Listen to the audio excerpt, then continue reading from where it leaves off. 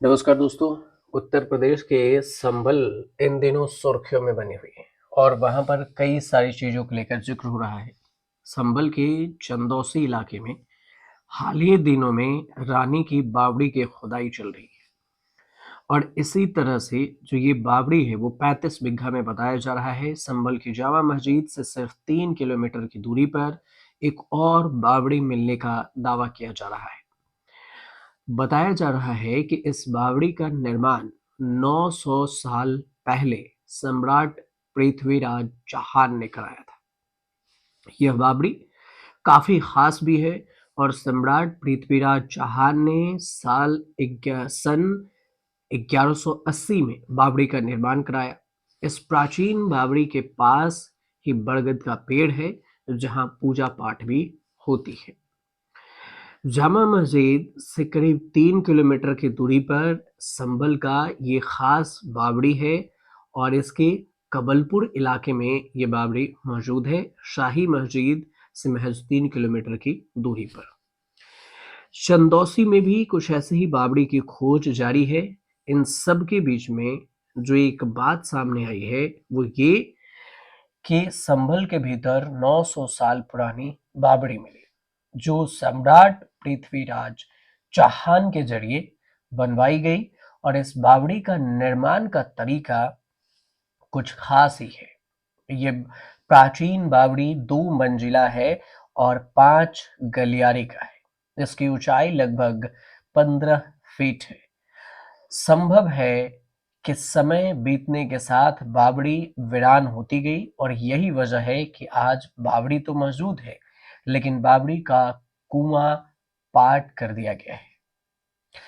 बावड़ी में पूजा भी होती है, इस बात का भी जिक्र है। बावड़ी के ठीक बाहर बरगद का पेड़ जहां भगवान की मूर्ति बनी हुई है, जहां पूजा पाठ भी इसका निशान भी है। आज की वक्त के साथ न सिर्फ बावड़ी वीरान हो गई बल्कि सरकारी लापरवाही ने ऐतिहासिक बावड़ी को खंडहर में तब्दील कर दिया। धीरे धीरे ये इलाका डाकू का कुआं बन गया। यहाँ पर डाकुओं की वास होने लगी। बावड़ी का ऐतिहासिक महत्व अगर देखें तो इतिहासकारों की अगर माने तो जो ये बात सामने आई है उसमें कहा गया है कि इस ऐतिहासिक बावड़ी का सम्राट पृथ्वीराज चौहान के जीवन में बेहद ही महत्वपूर्ण स्थान रहा।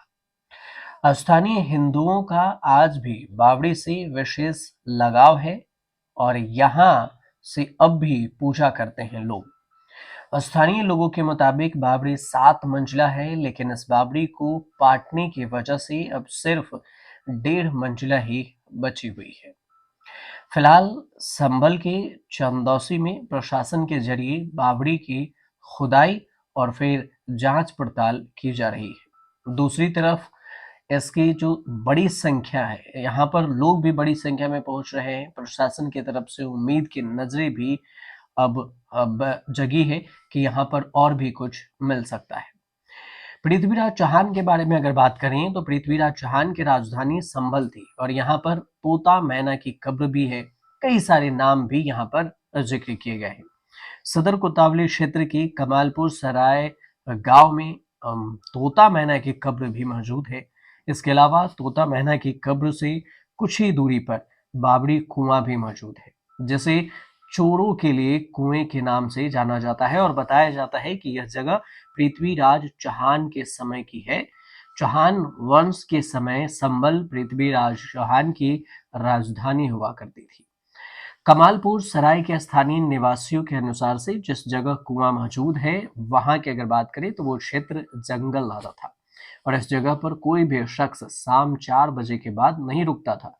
चारों ने इस जगह को अपना ठिकाना बना लिया और इसी वजह से इसका नाम चोरों का कुआं बन गया।